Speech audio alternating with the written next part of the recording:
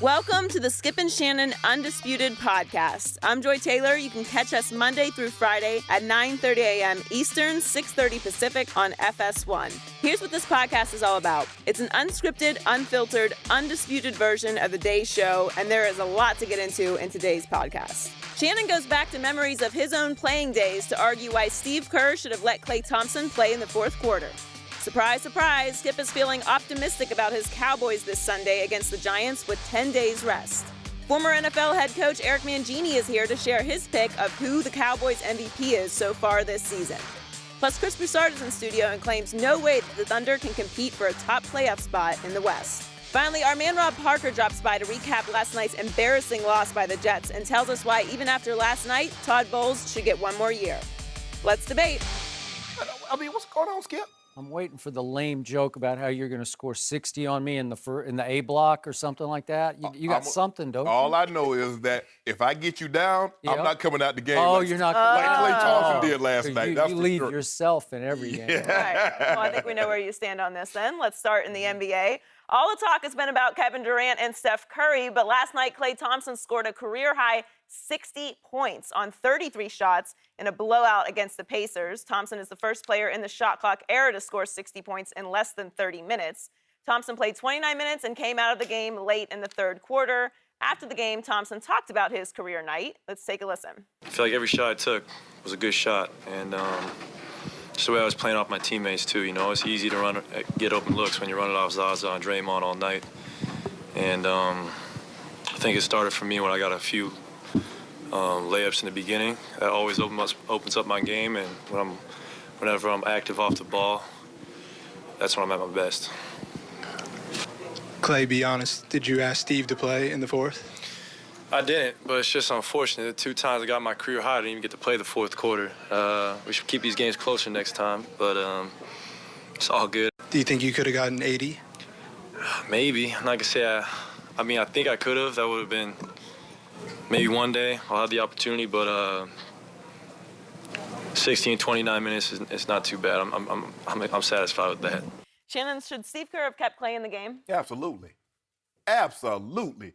And Skip, I don't want to minimize what he did, because anytime you play in a professional sports league, it's special. You score 60 points, that's really special. Prior to last night, there had been 63 60-point plus performances. Wilt Chamberlain had 32. So now Wilt has 32 of the 64 60-point games. There have been 10 70-point plus ball games. Wilt has 6 of those. Obviously, there's Kobe's 81, there's Wilt 100. And when you got it going, Skip, you don't want nothing to get in the way. I remember a game in 1997, we were playing the Carolina Panthers, and I got it going early. And you know when you have it going early. I ended the game with 8 for $174. And you can see here, this is my last. Wait, we're doing video of Shannon Sharpe to start? You're kidding. You're kidding. This is a first and a last. We're comparing Shannon Sharpe to what Klay Thompson did last night? Because I want. Oh, my God. Because here's the thing, though, Skip. I had it going, and then late in the third quarter, I was only playing on third downs. Okay. And so when you have it going like that, and for 5 years, I regretted, because I thought I could have got 200. Okay. And it wasn't until 2002, in which I actually got a 200-yard game, that I felt relieved that I didn't leave something on the field. Because when you have it going like Klay had it going last night. Skip, you don't want to interrupt that, Skip. This was something special. It's not Golden State's job. It's not Steve Kerr's job to keep the game close. Because you know what happens? And I tell guys this all the time. If my team only beats you by 3 points or a touchdown, you can go back and say, you know what? If we'd have did this and this, we could have beat this team. There is no doubt in Indiana's mind they can't beat this team. But that's not Steve Kerr's job. Let him have it. So you know what? Finish out the third. I'm going to give you 5 minutes into the fourth quarter. Whatever you have, you have. Because it's not like he's like a Russell Westbrook going to the basket. He's getting easy off picks, catch and shoot. So it's easy for him, and he had only played 29 minutes, Skip. There's 48 minutes in an NBA ball game if you don't go to overtime. He played 19 less than a full game. Give him 5 extra minutes. Let him get to 34. Let him get a 70-point game. I don't want to minimize because I don't want people to think, well, Shannon, you're minimizing the 60-point game. No, I'm not. But this could be a once-in-a-lifetime opportunity. We know he can get hot. We seen him score 37 points in a quarter. We saw him have 40 at the half last night. But, Skip, this was something special. There's no way I think he should have come out that ball game with just 60 points. It was like Usain Bolt. We saw him break his world record in the Olympics. In the last 10 meters, he's pounding his chest. Skip, we all want to know what could he have run if he had ran through the tape. But we'll never know. I just want to know if he had played 5 extra minutes into the fourth quarter, what would his numbers have been? We look at Kobe. Kobe once scored 62, I think, against the Mavs in the third quarter. He did. But he had Andrew Bynum. He had Smush Parker. He had Lamar Odom. This man just scored 60 points with the last 3 MVPs on his roster, on the floor with him. That's special. I don't know if anybody else can say that they've had 3 MVPs on the court, the last 3 MVPs on the court, and this young man scored 60 points. It was unbelievable. I still can't believe he did it in the fashion and in the time in which he did it. But I sure would have loved to see him get at least 75, 80. So help me out here. The night you got whatever you got against the Carolina Panthers, do you remember what the score was and what the situation was? It was 34-0. 34-0, okay. And your Mike asked me, you're done if you want to be done. Because at this point, he had come to me and says, look, I only want you to play on third downs. But I'm like, you're going to be throwing on first and second downs some too. Let me get. But I never wanted to. Which year was it? It was 97. It was the first year we won the Super Bowl. Okay. So I had it going. And you know, Skip, you know when you have it going. And I had it going. John and I was in a rhythm. There were a big blitz team. Rest his soul, Sam Mills took me on a lot of 7 routes, and we were audibling all day. Our check was Blue Detroit. So anytime we got in Detroit, they got stretched, I was going to run the 7 route. And for whatever reason, every time John checked to Detroit, they didn't seem to know what Detroit meant. It was going to be a 7 route. And then Mike came to me in the fourth quarter, early in the fourth quarter, says, you can be done if you want to be, but I really just want you to play on third downs. I was like, okay, I'm done. And then I was done. And then he said, we third down, Sharpe, we need you. And I went in there and caught that last pass. And that was it, Skip. But I knew I could have had 200 that day. Poor Klay Thompson. He usually gets upstaged by Steph Curry. and in fact, last night, as he's scoring his 60 in less than 3 quarters, he was still getting upstaged by Steph Curry, who was on the sidelines mugging for the camera and cheerleading. He had the pom-poms on, and he one time he ran completely back to the locker room because he'd seen enough, and the cameras kept focusing on Steph, and you can't tell me that there was a part of Steph that was saying, I'm not going to let this man steal my stage completely. I'm going to share part of this stage, even if I have to share it from the bench area. And now Shannon Sharpe is sharing part of that stage with Klay Thompson by harking back to a game in 1997. But that's okay. I get all that. So, Mr. Sharpe, you being the LeBron nut that you are, wearing LeBron jammies to bed every night, as we all know, help me out here. What happened to Golden State last year at the end of the year when it really mattered in the NBA Finals? They were up 3-1, and what happened?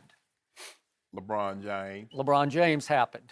Actually, Draymond Green happened, but the point is they were up 3-1. They blew the lead. Congratulations, LeBron. You're the greatest ever. Blah, blah, blah. And the point is that Golden State was so rocked by that collapse in games 5, 6, and 7 as they ran out of gas, ran out of juice. Steph was never right in the playoffs, never could quite get healthy or stay healthy, that they made the ground-shaking move in the offseason on July the 4th of signing Kevin Durant. Correct. Because the bitter taste of defeat in their mouths was so severe that they finally said, okay, we give in and give up. We say we have to go get this man, and we have to let go of Bogut and Ezeli and Harrison Barnes and Barbosa and Spates, and we can go on and on. Nope.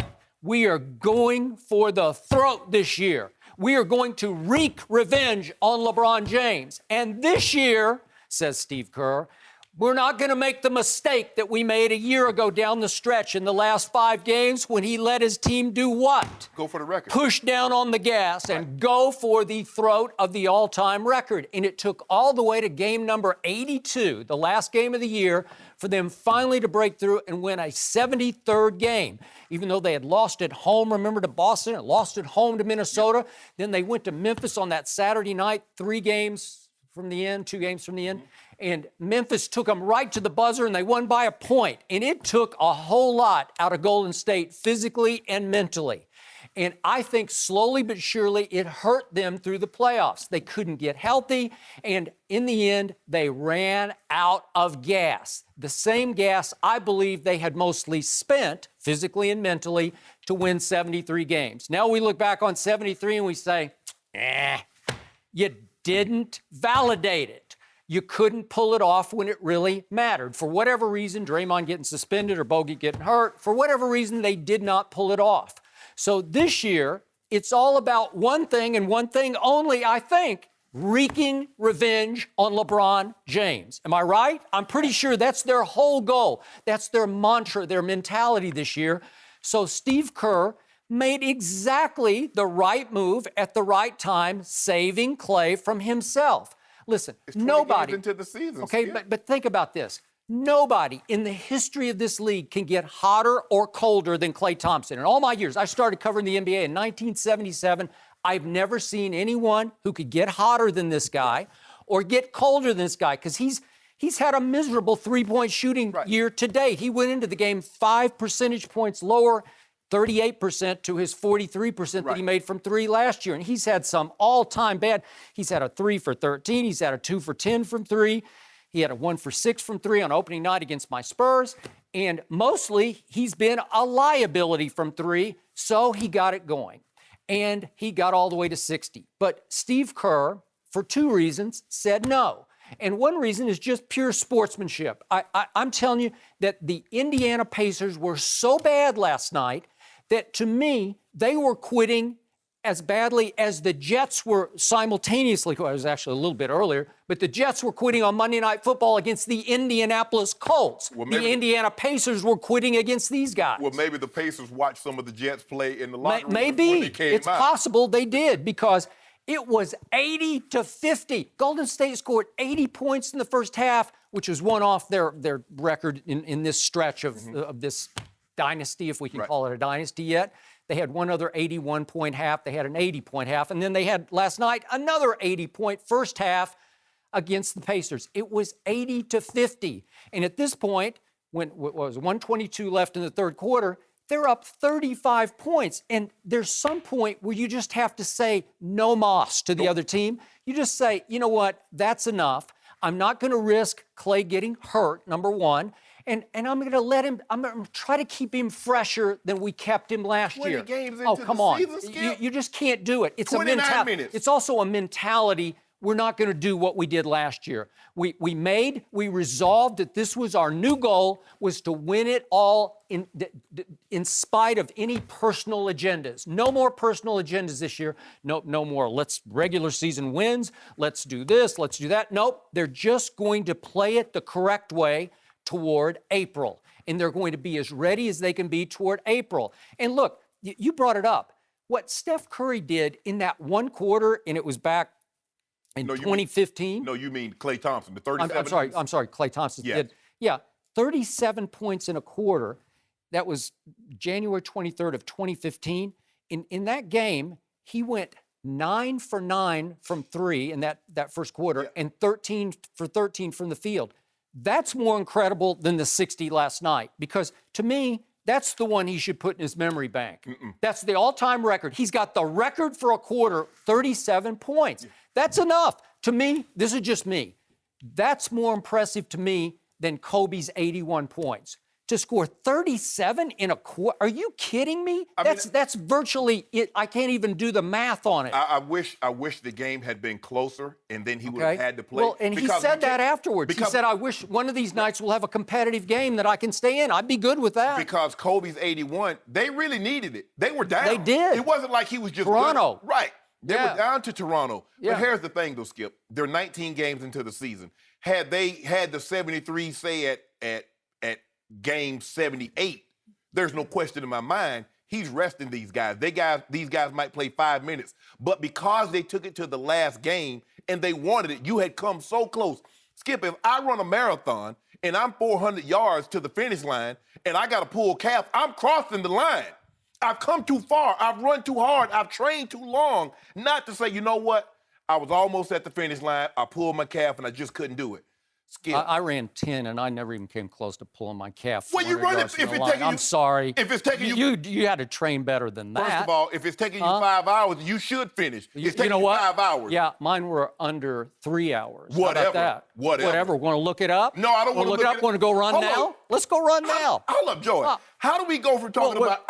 Because we had to do Shannon Sharpe's game. That's why. That's why. I'm trying to show you how it feels. You gonna let me? Hey, Shannon Sharpe's game from 1997. You gonna let me finish? Are you kidding me? I'm gonna do. Okay, you let me finish. All right. How do we go from talking about Klay's historic night and what should have happened to we go to talking about Skip Bayless running 10 marathons? Yes, and how do we get back to 97 versus the Panthers 34-0? That's what I wanted to know. Because I was trying to equate saying that when you have it going, you hate to lose that moment because you don't know if and when you'll ever get this again. And for 5 years, I always had in the back of my mind, could I have gotten 200 yards? Could I have gotten 200 yards? It wasn't until I actually got to 200 yards against Kansas City that I said, you know what? I'm glad Mike did what he did. But Skip, when you come so close to something, it's like a quarterback. If a quarterback has 499 yards, we know how mythical and how magical a 500-yard passing game is. They might be in the fourth quarter. We've seen Tom Brady stay in the game to the very end. They're up 59-0. We've seen them. We've seen this happen, Skip. So I'm saying that's because they're trying to run it up on somebody they don't like. That's not Coach Belichick's job to keep the score down. That's your job. That's what. Hold on. What would Frank Vogel get paid for? What did he get paid for? Who? Frank Vogel at the Indiana Pacers. Nate McMillan's now. Vogel went to Orlando. Okay. It's okay. I'm with you. So what's Nate McMillan's job? Yep. What is his job? To keep the score down, to run his offense, have his team ready to play. They were saying no mas. Like, we give up. We're not even going to guard you. I ain't gonna let you. This was target practice. This was a joke. I'm not letting you take the cheap way out. I'm not gonna let you say no mas. I'm gonna make you stay in and fight. Because if you don't, I'm going to try to beat you by 100. They should have tried to score 200 points. What's the record? Like a triple overtime game between the Nuggets and the Pistons, I think. Like 183, 181. I would have see if I could get 200 points in an NBA ball game. Because I'm trying to obliterate everybody. Because I'm trying to send a message to, because you know that guy, that bad guy, you saw what he did in Toronto last year. That LeBron James. But he said he ain't scared. So most people say the best coach in the NBA is one Greg Popovich. Yes. And what is his MO? Rest, rest, and more rest. I'm pulling them out. I'm not going to let them play back-to-back. And there is no way that Pop would have ever let Klay Thompson, if he had been coaching Golden State, even play past halftime. I can just tell you that's just the way that's how he handles business. Who's the coach when David Robinson scored 71 at the end of the season to win the scoring title over Shaq by half a point? I don't remember. But you remember, but David Robinson stayed in the whole game. I don't think it was Pop at that point. I think it might have been against the Clippers, too. But he scored 71. Skip, I don't coach like Coach Popovich. I don't coach like Coach Belichick. I'm going to do my team. I worry about my team. I got to get my 15 guys ready to play. And when one of my guys have it going on a historical pace, I'm going to let him get it, Skip. Because it's not like he's not driving to the basket. He's not going to the basket like Westbrook or James Harden where he can step on someone's ankle and twist his ankle. Skip, he's coming off screens. He's catching That's not shoot. Their mindset this year. They're different this year. So let me ask you a question. Who is to say it's going to be a guarantee that they're going to get to and win again? I know it's going to be a guarantee in the East that LeBron's going to get to the finals. Don't worry about LeBron. That's the biggest joke I've ever seen. Cakewalk in the East. Why do you keep on referencing the king? Because you do. Bad. Why do you keep referencing the Kane? Oh. Kane James. Okay. In checkers, Kane. Okay. So I want you to stop this, Skip. There is no guarantee. I'll tell you what, after what I've seen the last couple of nights, all of a sudden Golden State they're clicking. They got it going. It's looking like it could be Golden State again. Are you getting scared over there? First of all, are you getting scared? You already know what's going to happen in the East. Bron is never scared. Okay, it's 20 games into the season. You actually think we're concerned about Golden State? LeBron said it would be disrespectful. He said LeBron said it would be beneath us for me to even think about them. Did you get an honorary ring? They need to give me one too. By the way, But just off the top of your head, what's the all-time? I don't even know. The NFL record for receiving yards in a game is what? I don't Flipper know. Anderson, 336. Oh yeah, I remember 15 Flipper. for the Rams. Yep, against New Orleans. Okay, 336. Yep. So that night against the Carolina Panthers, you're not actually, you're not threatening that record at that point. I mean, but 200 is pretty forgettable, but right? you got to think about it, Skip. I'm serious. Hold on. Come on. It's not like you're going for 336 and you say, Mike, leave me in the game. In the 97-year history, there have only been 10 games in which a tight end is caught for 180 or more yards. Your boy got 2 of those. Oh, boy. No mercy. The Cowboys are on the road Sunday night against the Giants. Dallas has a 3-game lead in the NFC East, and they've already clinched a playoff spot. Dallas started their 11-game win streak after losing to the Giants by 1 point in Week 1. The Giants have won 6 of their last 7, but Eli Manning threw 2 picks in last week's loss to the Steelers. Shannon, you've been saying since last week that you think that Eli will lead the Giants to a win over the Cowboys. So how much confidence do you have in him right now? Utmost. Utmost? There's 2 teams that I have the utmost confidence, and if I have some little leftover change that I need to bet, I will bet it on Eli if he were to play the Patriots and the Dallas Cowboys. If he plays those 2 teams, Skip, got my guy Eli. Because if you look at it, he has 3 games in which he's passed for 4 touchdowns against Dallas. He has 8 300-yard games against the Cowboys. Beat him in the playoffs, too. I made you hurt. Oh, I had to get that with his Skip. Remember, he beat him in the... Stop it, Skip. I'm going to tell you the truth. I hated those Cowboy teams. I couldn't watch them. You know why? Because Jerry went out and signed Terrell Owens. Are you kidding me? I couldn't watch. They were the Cowboys. They were not. It was Tony Romo with his hat on backwards and Jessica Simpson. I was just like, come on. Going to Cancun before the playoffs started. Remember that with Jessica? Yep. Jason Witten and his... Well, what happened Week 1 of this year when Eli threw 3 touchdowns with 1 pick and they won the ball game? What did he do? When it's my turn, I'm going to talk about that. Skip, let me. Sometimes you just can do certain things. And I'll give you an example. When Seattle was in our division in the AFC West, I could never, ever, no matter how many plays Mike called for me or Jim Fossil when Wade was the head coach, I could never, ever get 100-yard games against Seattle. No matter how bad they were, I couldn't do it. Did you ask Mike to leave you in when you were ahead, maybe? I did. Yeah. But if we were to play the Raiders, if we played Kansas City in the 90s when they had their dominant defenses, they had Hasty and Carter, I could still go get 100, but I couldn't against Seattle. And that's Eli.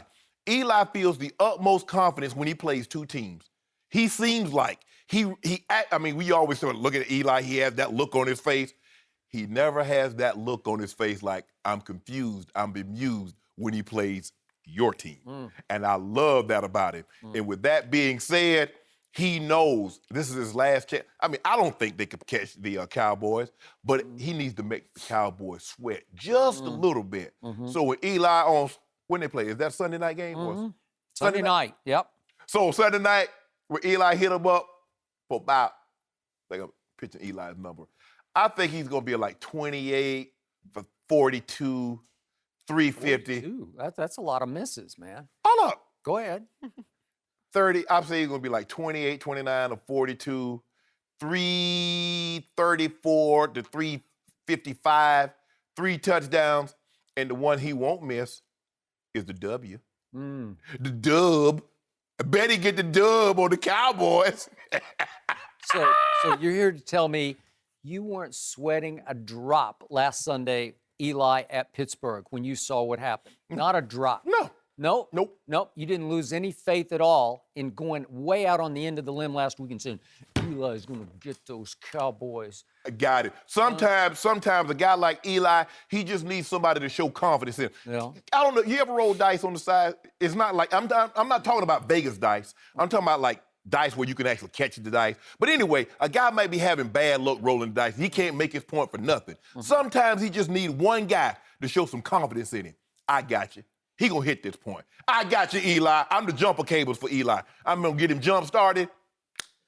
Cowboys going down on Sunday Going night. down. So you have a scale of 1 to 10, confidence 10, factor, confident, you're 10. I've never heard T-I-N and T-E-N. Yeah. Both of them. Yeah, I think your pick is made of T-I-N is what it is. So just for the record, my Dallas Cowboys are a 3-point favorite going up to MetLife Stadium to play the Giants. Is that what it's called now? I think it's MetLife, right? Take out some insurance on your Cowboys. Okay. So I had a fun time watching Eli at Pittsburgh, where, by the way, Dak Prescott came from down by 0.42 We're seconds talking left about to win the Eli. game. Just remember what Dak pulled off in the same place. Eli's QBR scale of 0 to 100 at Pittsburgh last Sunday was 17. And twice in that game, I got to witness vintage Eli Manning, no conscience, no responsibility, no threat from any backup quarterback, Eli Manning interceptions, where he just basically closed his eyes and flung it, he knew not where, and it came down in Steelers' hands. Remember these? Yes, yeah. I remember. They were just ugly interceptions. And it's because Eli, I had to check with my man Tyler Korn this morning just to make sure. I thought it was Ryan Nassib was the backup, but I wasn't even sure because I never think who the backup quarterback of the New York Giants is. Do you? No, Who does? you shouldn't. Ryan Nassib. So it's Eli or bust. And Eli knows he's as golden as anybody in that position gets, where he is, till death do him part, he's going to be the Giants quarterback, right? Until he walks away from this game, he's going to be the Giants quarterback. So there's no threat. There's no fear of failure on Eli's part. And so when you least expect it, he'll throw those kind of interceptions, just as he did on opening day at Jerry World. Guess who picked him off right away in the third quarter? Used Car, as you call him. Yep. Right? Yep. Brandon Carr picked him off. Used Car picked him off. And I thought, here we go. We went right down and scored.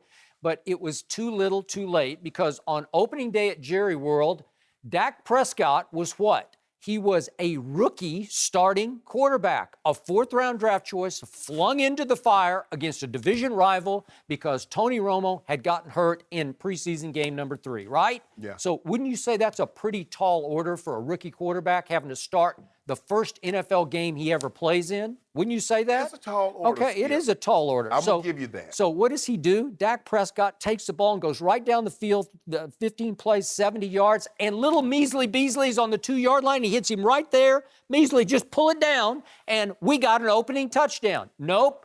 Failure, field goal. Then on the next drive, Dez Bryant, after 15 plays, 52 yards, Dez gets it right here in the hands in the end zone, and he can't hang on to it.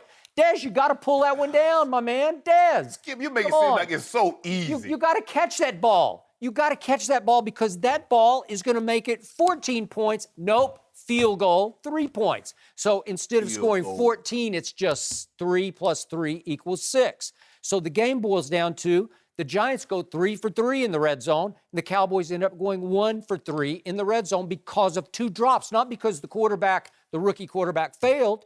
The rookie quarterback played great. His QBR that day was 60 on a scale of 100. Should have been higher because of the 2 drops. And all told, time of possession, I'm going to remind you, Dallas dominated that game 37 minutes to 23 minutes. So the formula started. Dallas was 10 out of 17 against that revitalized Giants defense. They spent, what, $200 million? $200 million. Oh, way to go, keep y'all Giants. out the end zone. Yeah, and we hung 10 out of 17 on third down. Oh, we now. It's we now. Oh, it's always been we. 328 yards to the Giants, 316 yards. And here we came. And what happened on the last play of the game? Obviously, after 2 drops in the sunlight, and you laughed at me about that, but they were sunlight drops. Witten had a sunlight drop on the last drive. But wear some shades. Wear some sunglasses. Terrence Williams should have run out of bounds. I don't know how long the field goal would have been. Maybe 60, maybe 59 or 58. But my man, the clutchest kicker in pro football, Dan Bailey, would have made that. That belongs to Tucker. Okay, Justin Tucker he's got up a big in Baltimore. leg. So does this guy. Not like Tucker, and he's not clutch like Tucker, and you know. Oh, he is too. He's clutcher than Tucker. Tucker might have a little bigger leg, but this guy can make it from 60 at Jerry World. I think you tuckered out. Nope. You know it, and I know it. That's how close, 20-19, that the rookie quarterback came to beating Eli Manning. Eli managed 20 points against that below-average Dallas. Are you kidding me? That was pretty awful by Eli Manning. What did Eli get?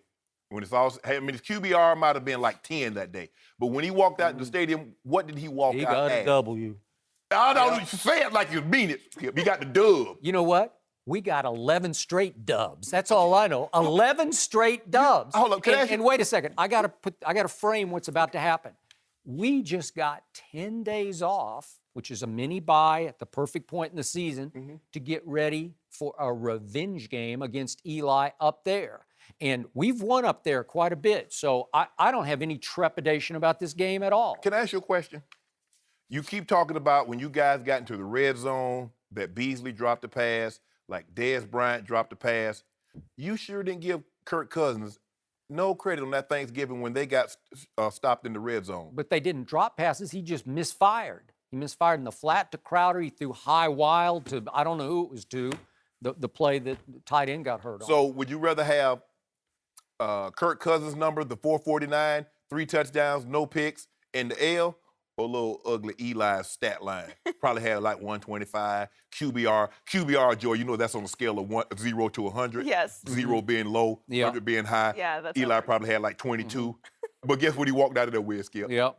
Eli walked out of there saying, he probably had his jacket thrown because he was, tired. Eli, one of these guys. Once upon a time on opening night at Jerry World, if memory serves, I think Eli took pleasure in carving his initials into his locker. Yeah! To the new locker. Rightfully so. And people have remembered that there. And he went back a couple of years later and did what in the playoffs?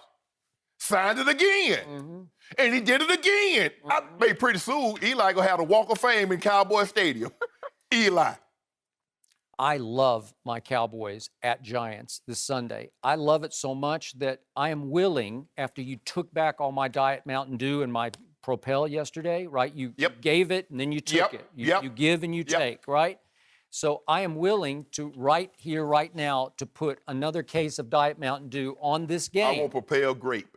Propel Grape. Okay, you get Propel Grape. That's my drink of choice besides in the morning, as you know. Because that's what I want. I want to bet that. So when you think you're about to win and then Eli do what I know he's going to do Sunday night, I'm going to come out here Monday morning and drink what should have been yours, what could have been yours, but is actually mine. Okay. Drink it right on live television. Okay, so do you accept my bet? Absolutely. On What you mean? Tuesday? And I'm going to give you the advantage, the benefit of having 3 days to change your mind. And we know you change your mind often on this show. Often. Do I get 3 You points? go from this bandwagon to that bandwagon. Do I get the 3 points? Heck no. They're favored by 3. It's at the Giants. But you're on the favored by road, 3. On the road. Well, I'm You going said your confidence level was 2. Yeah, you said 10. JPP is hurt. So? What you mean, so? What do you mean you're already Wait, I thought you were in the results business. I am. You're flipping already. Skip. Hold on. I gave you, when Washington played the Giants, I gave you 4 points. So? That was your fault. Okay. Oh. Well, So, we got what do you until think? Friday. A case? We got until Friday. Oh, let you come around. We got to sleep on it. I mean, if you give me 3 points, I bet you 2 cases. I'm not going to give you any points. I'm on the road, man. Against Eli Manning, you said you were out of 10. Yeah, and you said You he said owns this last Dallas. week. He owns Dallas. He does. Yeah. Okay, so do it. No mercy. Russell Westbrook had his 6th straight triple-double last night in the Thunder's win against the Hawks. Westbrook had 32 points, 13 rebounds, and 12 assists. Oklahoma City has won 6 straight games and is currently the 5th seed in the West. We're joined once again by Chris Broussard. Chris, how big of a threat is OKC in the West? I hate to break it to Skip, but none. Zero? They are 0 threat in the West. Again, they'll fight Memphis and fight Portland. I think Portland will move up. Houston. Fight Houston. For the 4th, I don't think Utah can get the 4. Utah gonna jump in. 4. Utah gonna jump. Okay. At the best, OKC can get 4th. And then at best, they get to the 2nd round. and go Okay. out. Look at this 6-game win streak. Only one team is above 500, and that's New York, who's no world beater. Only 2 teams are in the playoffs right now. So look, this is phenomenal by Westbrook. The fact that they're winning makes it even better because he's not just padding stats. Right. But no, they cannot compete in a 7-game series with your Clippers or the Warriors my the Spurs. Spurs. Yeah, so No, not at all. Even if he averaged 40, 20, and 20, that would only give him a chance. But still, they're not going to contend. I believe they're going to be 6 or worse because I believe Utah, Gordon Hayward, I don't know if anybody's been keeping up with him, but that joker been playing his tail off. And Damon Lillard and C.J. McCollum, all of a sudden, they're starting to click. If they could just play a little defense, because they're going to score 110. If they can play a little defense, I got OKC right now at about 6. And they're not going to. Do you think they can get to 4? No, I'm going 6. Maybe 5. Maybe 5. But if I had to go on record right now and says, okay, case of water, I go 6. Case of water. But I got that's I'm gonna get my case of water back. That's all my cases of water, Gatorade. All my Gatorade and prepare that you drink it. Right. I want you to enjoy it because I'm gonna get it back for the years out. Right. So I said before the season started, 4 seed. I said before the season started, average triple double. And I said they could win a round. And if they're the 4 seed, they're going to win a round. And you said MVP. You said he would win MVP. I did. And then they're going to scare the pants off somebody in the second round because I would not want to mess with this team. It's starting to look like a basketball team to me, even though he's as egocentric, egomaniacal a player as we've ever seen before with the greenest light. But it works because he loves triple doubles, which requires him to pass the basketball, right? And Steven Adams and Cantor are going to get theirs. And I told this man earlier, Oladipo can play. And he's a good partner in crime for Russell because Oladipo doesn't have an ego. There's obviously he's not any Kevin Durant style. He's comfortable being the second best player. But the whatever, like distance. Second best. Right. But he will do what needs to get done because he can defend, he can steal the ball. He's a good. He can run the break and he can dunk it. And I like the way he's playing off Russell. Correct. And I just start to like this team. And again, I'm not saying they're great, but they got one great player. I mean, this guy is unbelievable, the tear he's on. It's reminiscent of, and again, I don't think they can get this far, but remember Allen Iverson when he led the Sixers to the finals? Yeah. Because you had guys that were totally content with letting him shoot 25, 30 shots That's a good analogy. That's it, yeah. I agree with that. Rebounders, spot-up shooters, defenders. It's kind of the same formula. Now, I like Iverson. Is Billy Donovan Larry Brown? I don't Because you had Mutombo and you had Hill. That was the rebounders. Yep. And then Allen Iverson, shoot as much as you need. We go set picks because I think McKee was on that team. Eric Snow was running the point. So it's like Pete Maravich when he was in college. You see, he dribbles the ball. They set picks for him. He didn't even attempt to rebound. No. He didn't attempt to assist. He was launching from 35, 40 because if they'd had a 3-pointer back then, he probably would have averaged 60 a game. Hey, but I actually attended 3 of those games when he was in college, and I've never seen anything like that either. Shooting that far. And he shot a low percentage though. But he was shooting 40s. He was shooting 40-foot shots when they counted 2 points. Right. Okay. And that's the thing. Right. No mercy. The Colts blew out the Jets last night, 41-10. The Jets defense gave up over 400 yards on offense and 4 touchdown passes to Andrew Luck. The Jets are now 3-9, leading the New York papers to call for Todd Bowles to be fired this morning. Let's take a listen to Bowles last night. I thought for the first time this year, we got handed to us. Man, that's very disappointing from a physical standpoint. I thought they kicked our I don't think we had a lot of effort. I don't see the film. I'm sure there were some people that showed effort, but for the most part, we got our kicked. It's very troubling when you get kicked. We're joined by Rob Parker. Rob, welcome back. Thanks. Good What's to have happening? you. Good morning. Good. We'll get to you in just a minute. But first, Shannon, should the Jets fire Todd Bowles? If I'm Woody Johnson, I'm putting feelers out. There's 2 things you can't have. You can't have Leonard Williams, and you can't have the Jets logo. Everything else can go. From Todd Bowles to Brandon Marshall, Nick Mangold to Darrell Rivas, everything else can go. Muhammad Wilkerson, you want him. I don't know if they can trade Sheldon Richardson. I think they can if they picked up the 5th-year option. He can go. If his name is not Leonard Williams, if it's not the Jets logo, and I'm also willing to give you a 10-year supply of Johnson & Johnson product. Whatever that may be, Q-tips, baby oil, lotion, whatever you want, Rob Parker, you can have it. Think about this. Since 2014, going into last night's ball game, the Colts have only had 3 opening drive touchdowns. They had 0 in 2014. They had 2 in 2015. No, they had 0 in 2014. I think they had 3 coming in 2015, and they had the one last night. And then they proceed to go through the Jets like Graham Rudman went through tax dollars in the 80s. Skip, you remember that. Man, he's digging deep, right? Wow. Having played this game, having played professional sports, the word I don't like to use is quit. But to use that with the Jets, you would assume that they came to do the job in the beginning. They didn't quit. They didn't even show up. And you know what's happening, Skip? Their last game, they've already called the water department. They've already called the phone service. They've already called the electric company. On this date, I need my power. I need my water discontinued. And I wouldn't be surprised because it's a home game, I think, against the Bills, if they didn't show up in the U-Haul. Shannon, I have one problem with your take, is that you mentioned everybody except the root of the real problem, and that's Ryan Fitzpatrick, the quarterback. And no, you did not mention him when you talked about getting rid of everybody. I didn't think they should have brought him back. Okay, well, this is my point, and that's why I say no way, no how should Todd Bowles be fired, because he was 10-6 on the heels last year. You know why they didn't make the playoffs last year? Because Ryan Fitzpatrick threw 3 interceptions their last 3 possessions against Buffalo, right? Correct. They should have went 11-5, gone to the playoffs. Yes. If you're not willing to give Todd Bowles a contract extension after that season, right? Right. Then you can't fire him here. And I know last night was bad. I get it. Pro sports is pretty simple. It has a short menu, wins and losses. And if you don't win enough, Skip, you will get fired and they'll get somebody else. Yes. In this case, to me, if you don't have the right quarterback and you don't have the right guy playing for you, I don't care who's coaching. I really don't. And that's not to take Todd Bowles totally off the hook, or he doesn't have any blame at all in this, but I just don't believe it's on him totally.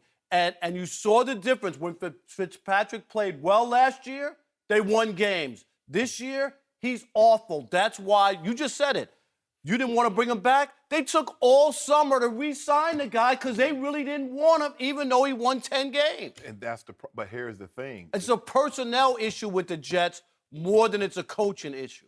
If, in terms of dealing, if you say football and winning, if Ryan Fitzpatrick is your answer, you're asking the wrong questions.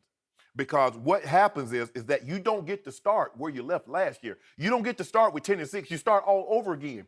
What has history shown us about Ryan Fitzpatrick in his past? He'll follow up a great year with an awful year. That's why he's been on 6 teams. I get that, but I'm just saying, and the other thing too, and I'm going to bring it up, we know how this game works. Brothers who usually get a job coaching get the worst teams. And they do. They do, yeah. And they're expected to turn it around right away. They don't get the option. Jeff Fisher just got a 2-year extension. They're 4-8. He's 3-9. Fisher gets a 2-year extension, and he hasn't had a winning record or made the playoffs in the last 5 years. Who gets an extension after mediocre play and non-playoff He hasn't won a playoff game in 13 years. That's ridiculous. Yep. Skip, and that's my point. I'm not saying Todd Bowles is the greatest coach, and I could go through the list. Bill Belichick had 3 losing seasons in Cleveland before they started to win. All I'm saying is he was it's in the not process fair. of having a losing one that 2001 year before heavens opened And it Tom turned Brady around. fell into his Yeah, lap. because he had lost the 2000 season. That's what I'm saying. So I just think that this is prisoner of the moment. Was that Okay, god but awful last Shannon night? That Sharpe, was terrible. when you said let's load up the U-Haul and send it all away, Yep. did that include Todd Bowles? Hey, if you want to, if somebody want to talk to him, you can have Todd Bowles too. Okay. I'm with Rob on this one because, and maybe I'm leaning toward, I know Todd Bowles and he's a good man. Now, it's possible he will prove to be a better defensive coordinator than a head coach. I don't know that, but his first go-round in New York was 10-6, and it came to the last game, and actually Ryan Fitzpatrick came up small in their final game, as you recall, He against was Buffalo. terrible. But still, they went 10-6. So I got to give him one more go-round at least before I send him out. But look, I can't defend what happened last night, and that was very troubling to me because that was, to your point, I'm not even sure they showed up, but whatever, they had quit before the game. Yes. And I don't know why, because it's a Monday Night Football stage in your place. on your field. And they had just played the week before against the Patriots pretty well. Pretty well. And they had a fairly recent win against Baltimore on that same field, which was 24-16. And they started off the year. They should have won the opener against Cincinnati. Remember that? Nick Foles misses an extra point and a chip shot field goal. And Brandon Marshall dropped a ball in the middle of the field, like at the 45, that would have maybe given him another field goal. Did he play last night? Who? Brandon Marshall was. He suited up. MIA. Okay. I don't know. Just making sure. And then remember, they lost Eric Decker, his bookend, after 3 games. Yep. And that was a big loss for Ryan Fitzpatrick because he trusted Eric Decker even more than I think he trusted Brandon Marshall. But still, they went up to Buffalo in game number 2. Do you remember this? Yes. Buffalo was riding pretty high at this point, and they won 37-31. And Ryan Fitzpatrick looked like last year. He threw for 374, and then, boom, as you predicted, boom. History kicked back in, and it was the good year followed by the bad year. They lost 4 in a row, then they beat Baltimore, and then they lost 4 more in a row, including last night. If I'm Woody Johnson, last night would scare me because it looked like they were quitting on the head coach, and I don't understand that. I don't know what internally is going on, but it's a bad sign, but it's not bad enough yet. They still have a few games to go here, including another Patriots game. I'd want to see if they can show any sign of life down the stretch. Now, if they don't, if they continue not to show up for, what do they have left, 4 more games? 4 games. If they don't show for 4 more games, I would start to wonder about have they quit on Todd Bowles? If they lose like they lost last night, right, and 3 of the 4 games again, then obviously, right. I can't even throw a rescue rope to try to help Todd Bowles. Life preserver at that point. Do you know what I mean? Yes. But if they come out and just let's take it as that was a stinker, and stinkers happen. You know, I don't care who you are. Sometimes your team comes out there flat. They just don't play well. Let's take a look and see. And I think if they just be respectable the rest of the way, he should get an opportunity to come back 1 more year. But you got to get the quarterback position right. But the offense. Okay, forget the offense. We know they got anytime you're led by Ryan Fitzpatrick, it's probably going to end up with you missing the playoffs. But their entire D-line is first-round pick. It is. No, David Harris is a second-round pick. Lee, they just got from Ohio State, is a first-round pick. He is. You tell me Darrelle Revis. I want to talk to you about Darrelle Revis because there was a time that Revis Island, now they got Now it's more like Gilligan's Island. T.Y. Hilton, Does petition anybody know that show? No, dude. Except us? Can you Google it? Yes. Yeah. Everybody, look at the receivers on him. I don't care what anybody says. There's no one can convince me that Darrelle Revis cares about football at this point. You're probably right. There's no one I don't care if he told me out of his own mouth. Yep. That's not the body language of someone that cares. That's not the body language of a guy that said he was better than who many think is the greatest cornerback of all time, Deion Sanders. I agree. That's not that guy because he's not playing with the same bravado. He's not playing with the same intensity. He just looks like, I'm here. I'm going to go pick up this check tomorrow, and then I'm out. This getting beat is one thing, but you look at Allen. There's nobody within 5-10 yards of a guy that had 2 touchdowns coming into the game, and he had 3 at the half. Yeah, it was. That's unacceptable. And Rob, to your point, too often black coaches in their first opportunity get bad opportunities.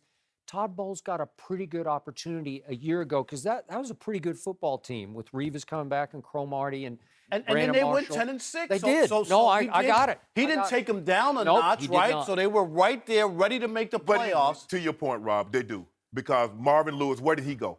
Cincinnati. Tony Dungy, where did he start? Tampa. Right. I could go on and on. And you look at the Jets, the Denny Green. He got the Vikes. The Vikes weren't doing anything when he went there. No, he turned it around, right? Yes, and then he went to the Arizona Cardinals. Yep. So it's not like they're getting prime. They're not getting teams with franchise quarterbacks there. They're getting retreads. And the 1 year that they gave the job to Ray Rhodes in Green Bay, remember, Brett Favre had like 24 interceptions. They went 8-8, just missed the playoffs, and he got fired after 1 year. He did. Go back and look. Ray Rhodes got fired after 1 year in Green Bay. No mercy. The top vote getters for the Pro Bowl were revealed yesterday, and 2 Cowboys rookies are at the top. Ezekiel Elliott leads all vote getters with over 681,000 votes, and Dak Prescott is second. We're joined once again by Eric Mangini. Eric, brace yourself. It's Dallas questions. I know you're going to be upset about it, but who is Dallas's MVP, Dak or Zeke? Don't look at skill. Right. First of all, The fact that Rob Parker and Skip Bayless were the voice for reason in the last segment, I'm all thrown off at this point. And they should give him another year, just so I can chime in. Maybe we came to LA and grew up. Is that possible? It's crazy. I would give the nod to Zeke, and I think that Dak has done a great job. And I know you think I'm a huge Cowboys doubter. I don't think I know. I forget the term that you use. Look, skeptic. What Dak has done has been really impressive, but it works the way it works because of Zeke.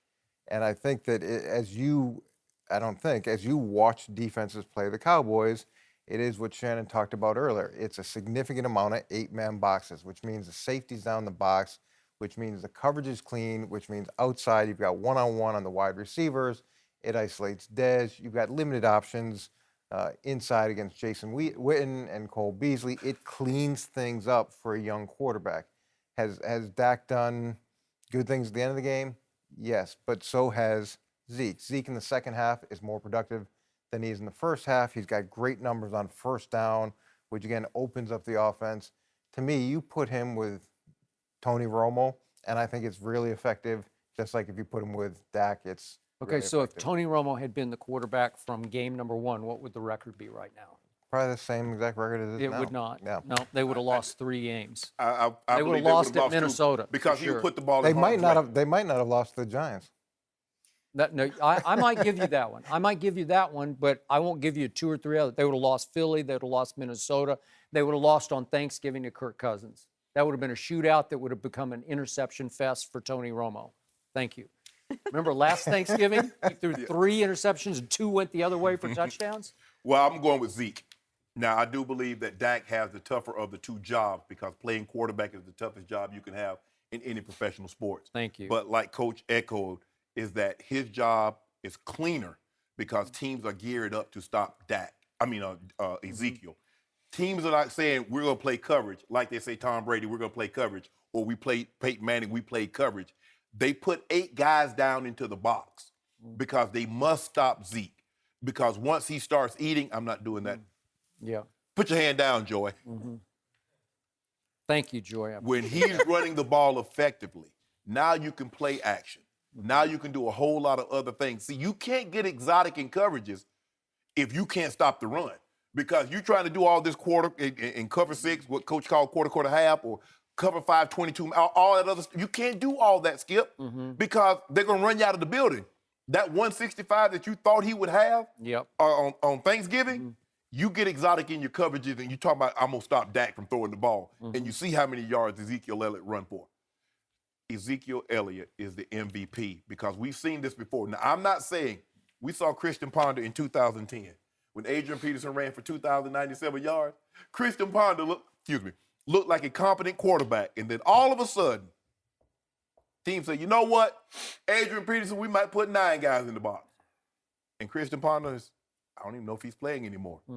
I believe Dak is better than that. I'm not saying Dak is not talented, Skip, but this young man, number 21, with his shirt cropped and in pre-games, he's a different animal back there.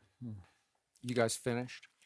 We done. I feel like we spoke, but he didn't listen to anything we said. He just sat there taking notes. I get it. Zeke, blah, blah, blah, blah, blah. That's what I heard. A lot of blah, blah, blah.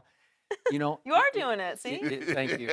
It is astonishing to me how little respect that Dak Prescott is getting, not only from these 2, but from around the league. It's just astonishing.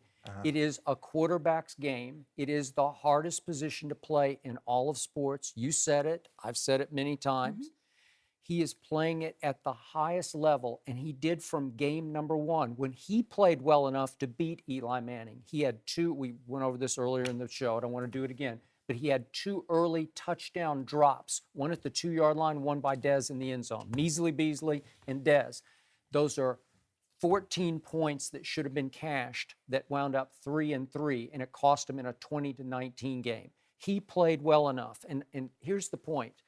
Dak Prescott is unspectacular, so he's not capturing the imagination or the fancy of America's football fans. He doesn't do this. He doesn't have a signature this. He's not a quote machine after games. He just keeps making right decisions and avoiding mistakes. But when it's time to be clutch, he's as clutch as anybody has been so far in this NFL season. And I'm going to throw it out again. I know you don't have high respect for this statistic, but QBR, listen to this. Dak Prescott is leading the NFL in QBR by 3 points over the great Tom Brady.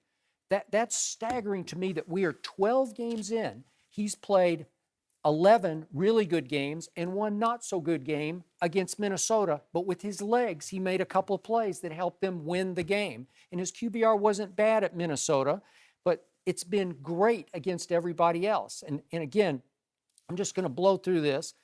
He outperformed Eli Manning in the opening game, and then he went to Kirk Cousins, guy you love, and just crushed him in QBR at Washington, 88-63. He had a 99 against the Bears, no big deal. But then you thought that 49ers were going to cause him problems, and they did for a while. They fell behind 14-0, and Dak brought him back with an 85 QBR, which is extraordinarily high. Everybody said, Bengals, it's going to be trouble they're going to take Zeke away.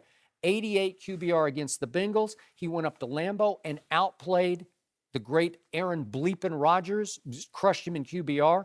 I've had to listen all year long, at least for the first 5 weeks, about how Carson Wentz was going to be better than Dak Prescott. Didn't we have that discussion early on? And that's all I heard from both of you. No, I chose Dak. Go back and look at the video. Not. Yes, I did. Go look Not at the early. videotape. Go check the tape. Yeah. The eye in the sky doesn't lie. Yeah, we need to pull that out. I don't know about that. I think you were Carson. I think you were Carson Wentz. Because you were surprised by it. Who had a better QBR on Thanksgiving? Dak, 98-88. That's why we know that stat is flawed. A man throws for 449. Yeah, and 3 touchdowns. You know what? He failed in the red zone 3 times. And Dak didn't fail in the red zone Who puts together the QBR? Who's evaluating that stat? It doesn't matter. I know. It doesn't matter because it works people who know football. But the point is, how about the Baltimore Ravens? And you had high respect for them going to Jerry World. I still have high respect for them. I think New England should fear this Baltimore team if it has to. It's going to get it on Monday night, but if it gets it in the postseason.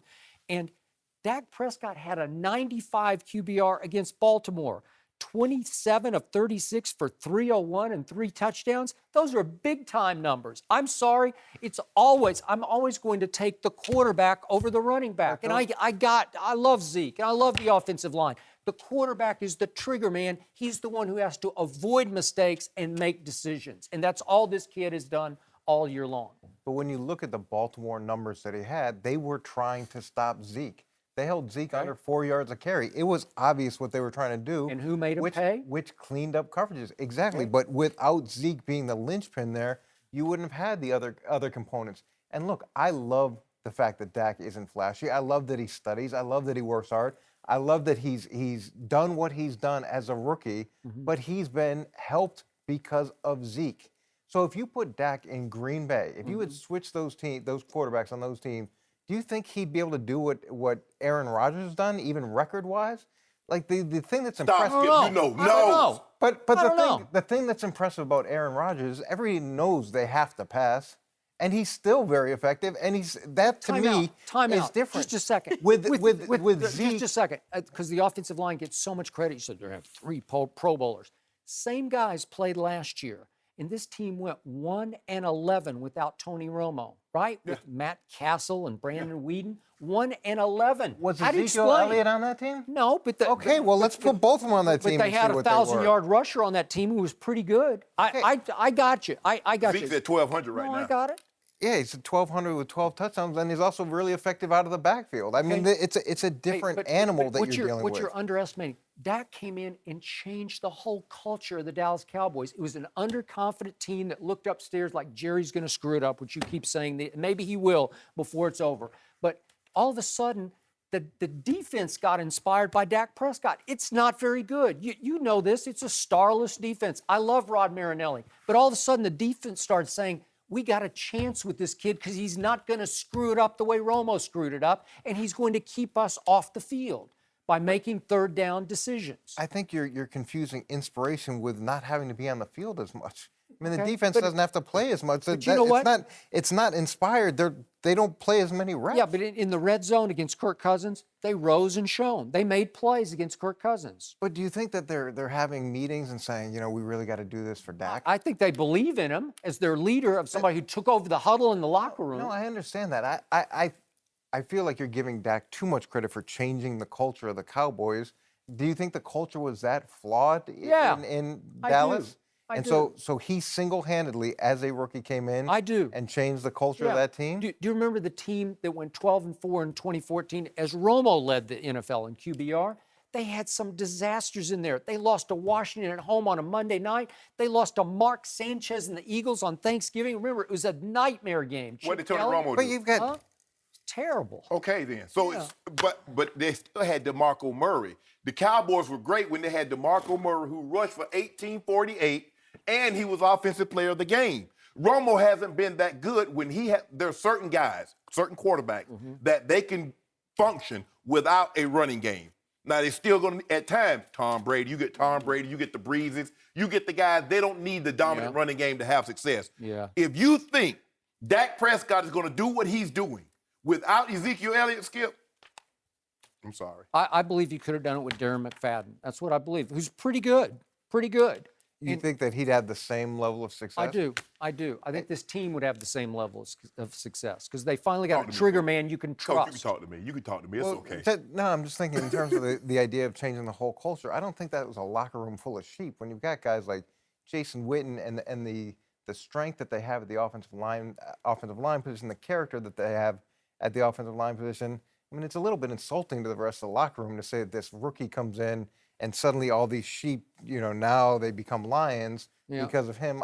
I don't think it's okay. Go ahead and disrespect him. No, I like it that you're disrespecting him. But I'm not disrespecting him. What I'm doing is preventing you from disrespecting the other 52 guys on the team, which I don't think is fair to them, and I don't think it's fair to everybody who works there. Look, one guy can make a significant difference. I'm not saying that, but I'm saying when you have the quarterback and the running back, two players that are playing like they are, Zeke right now is allowing Dak to do what he does. And I believe that if I had not taken such a strong stance defending Dak Prescott on this show, both of you would have come around before this and said, you know what, he's the difference maker, not Zeke. That's what I think would have happened. I think this is all about... He said that like we listen to him. Yeah.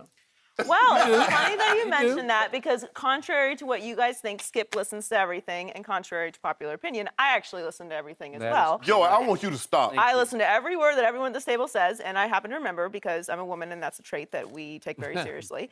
And we also have a great research department.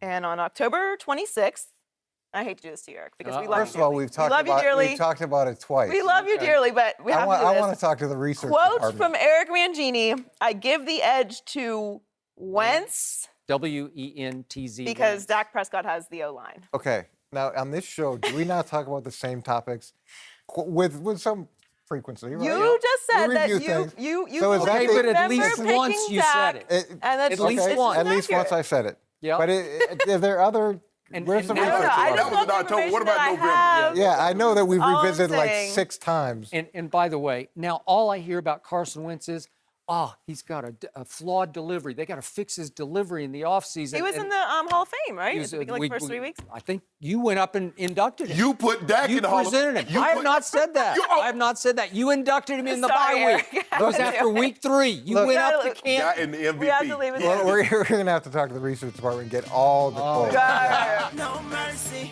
This is the Skip and Shannon Undisputed podcast, where we're delivering you an unscripted, unfiltered, undisputed version of the biggest topics of the day's show. Be sure to subscribe to the podcast on iTunes, like us on Facebook at Undisputed on FS1, follow on Twitter at Undisputed, and catch us at 9:30 a.m. Eastern, 6:30 Pacific, Monday through Friday on FS1. You can find us on channel 219 on DirecTV, 150 on Dish. Thanks for listening. I'm your host, Joy Taylor. Come back and join us tomorrow when we're joined by Eric Mangini once again and LA native and former point guard, Baron Davis. We'll see you tomorrow.